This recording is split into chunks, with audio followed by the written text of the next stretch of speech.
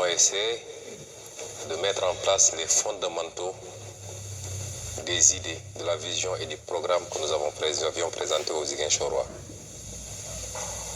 Mes premiers propos seront des propos de remerciement à cette formidable population ziguinchoroise, toutes branches confondues, quelle que soit l'appartenance politique, ethnique, religieuse. Remercier cette formidable population ziguinchoroise de nous avoir fait confiance et de nous avoir fait de cette mairie, qui est une mairie symbolique au Sénégal, avec une histoire extrêmement dense et intense. C'est un honneur pour tout fils ou toute fille de Ziguinchor de pouvoir un jour se faire appeler Monsieur le maire de Ziguinchor.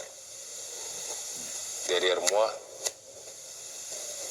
se trouve l'image d'Auguste fils de Ziguinchor qui, avant moi, ont eu à conduire les destinées de cette ville. Et cet honneur, je le dois à vous, Ziguinchoroises et Ziguinchorois. C'est pourquoi je puis vous assurer que nous ferons tout ce qui est en notre possibilité pour être à la hauteur de cet honneur, pour être digne de votre confiance. Ce que nous avons commencé à impulser, ces 9 premiers mois ont été des mois de prise en main d'abord de l'institution municipale,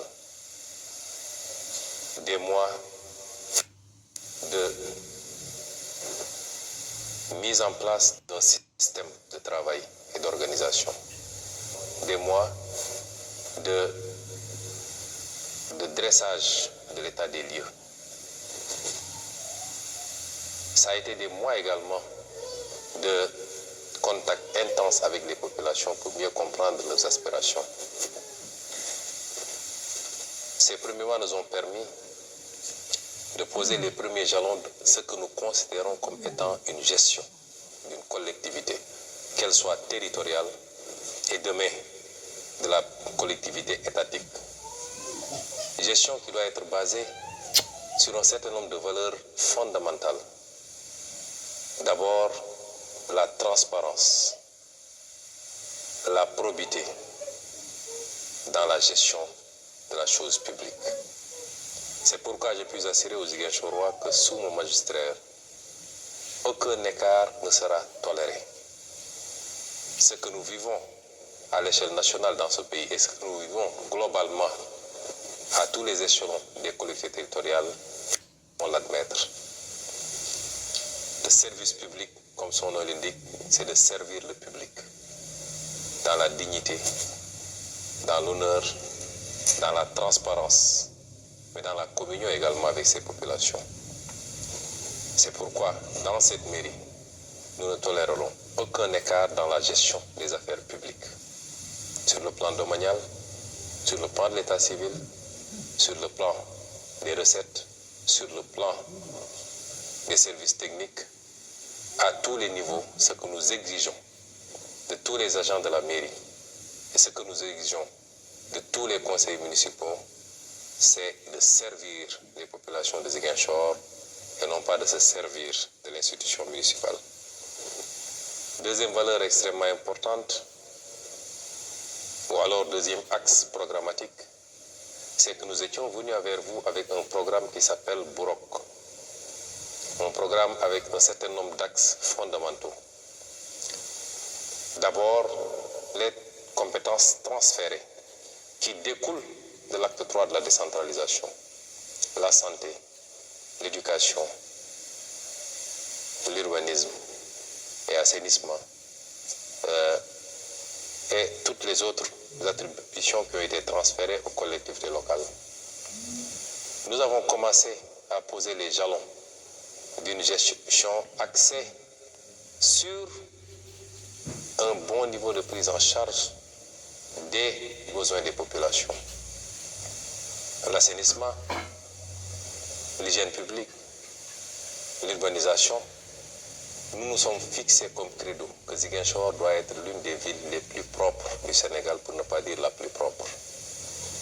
Évidemment, avec des moyens extrêmement limités, mais avec la collaboration de programmes étatiques comme l'UCG, le Promoged, la mairie a beaucoup fait pour doter la ville d'engins de ramassage des ordures, d'engins de travaux publics et tout faire de sorte que la ville de Ziguinchor soit l'une des plus salubres et l'une des villes où il fait mieux vivre.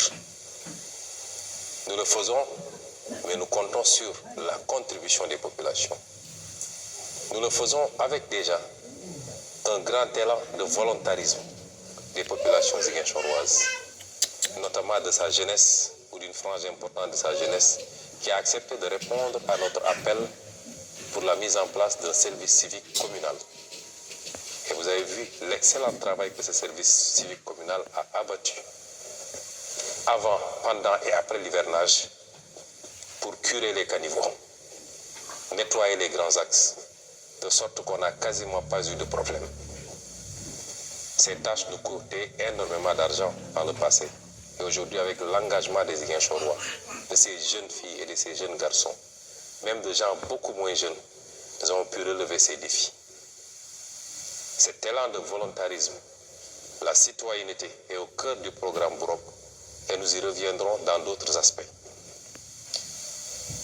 La prise en charge d'une bonne offre pour l'éducation.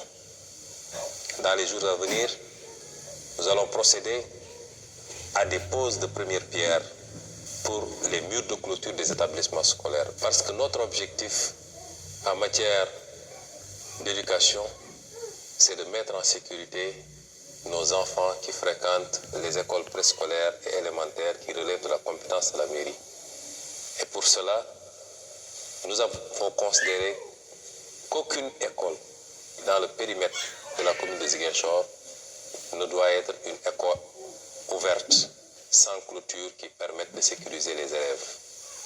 Nous allons lancer un ambitieux programme pour clôturer toutes les écoles, mais également pour construire des salles de classe, parce qu'il y a encore des abris provisoires à Ziguinchor, mais il y a également des classes qui n'ont de classe que le nom, malheureusement. Il n'est pas admissible que nos enfants continuent à étudier dans des conditions indignes d'un être humain. Nous avons beaucoup œuvré cette année pour appuyer l'école et particulièrement les parents les plus démunis en les dotant de fournitures scolaires à un niveau jamais égalé dans la commune. Nous comptons continuer dans cette lancée et en faire encore toujours un peu plus année après année.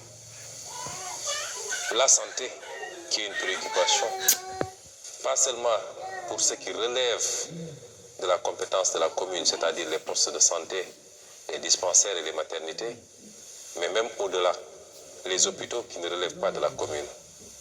Dans les jours à venir, nous allons procéder à une distribution d'importants lots de matériel que nous avons pu acquérir sans que la municipalité ne débourse un franc, parce que beaucoup de ce matériel est issu de la coopération canadienne notamment, mais de bonne volonté sénégalaise qui ont eu à donner leur contribution.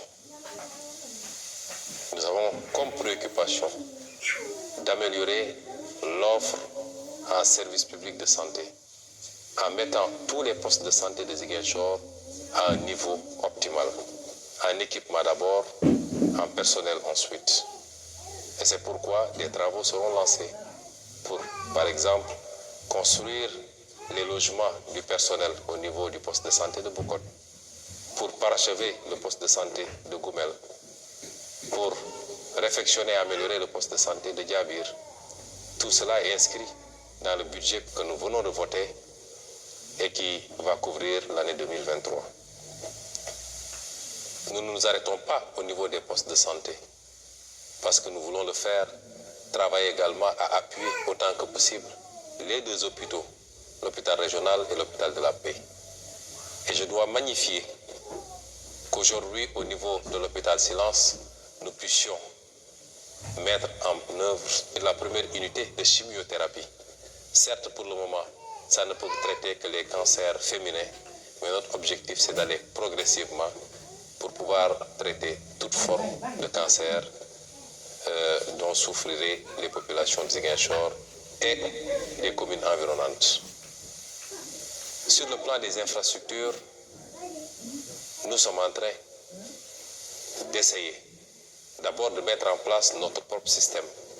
Et c'est pourquoi nous avons offert à la commune de Ziguinchor un certain nombre d'instruments, dont le plus en vue, c'est une pondeuse de briques, de ourdi, mais également de pavés, pour que la commune puisse produire elle-même le maximum de pavés, le maximum de briques pour les chantiers de clôture des édifices, mais pour pouvoir également lancer des travaux de pavage des rues, mais également les travaux d'aménagement des places publiques qui peuvent avoir besoin par endroit de pavés.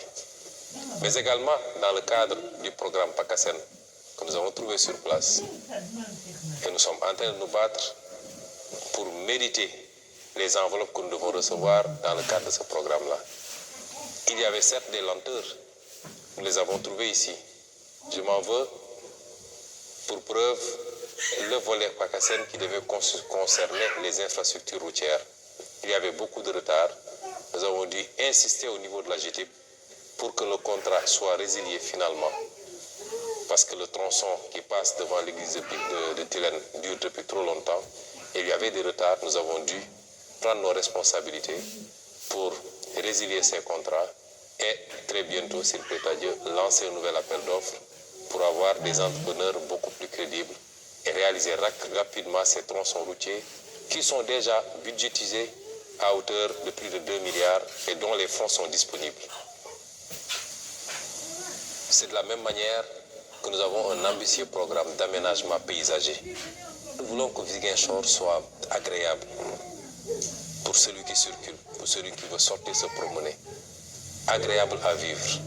Et pour cela, il nous faut aménager des plateaux sportifs, des places publiques, des jardins publics, parce qu'il n'y en a quasiment pas à Ziguinchor. Si vous voulez sortir de vous promener, vous n'avez pas un endroit où aller vous promener.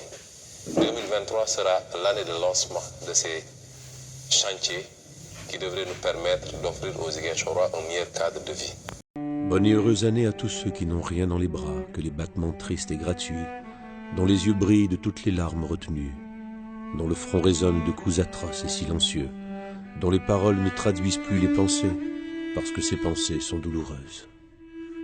Bonne et heureuse année à tous ceux dont les actes ne sont plus que des symboles, dont les attitudes sont pétries de courage, qui redressent le dos pour cacher leur peine, qui marchent seuls pour marcher droit, mais qui marchent. Bonne et heureuse année à tous les